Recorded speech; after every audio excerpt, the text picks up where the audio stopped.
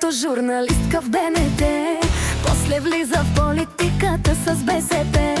Френския за нея е втори език, в Европейския съюз е важен политик. Вижте я бе, новата ни президентка.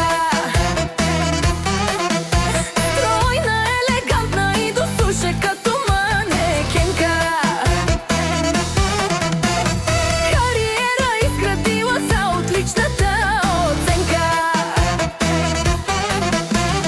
Козируват и мъжете, а пък всяка дама и е пенка.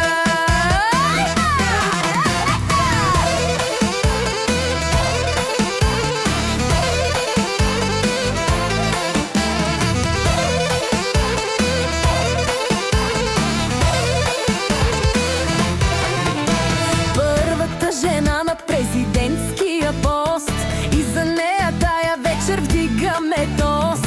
Социалисти и демократи с нея са, ще разбие тя мъжете в политика.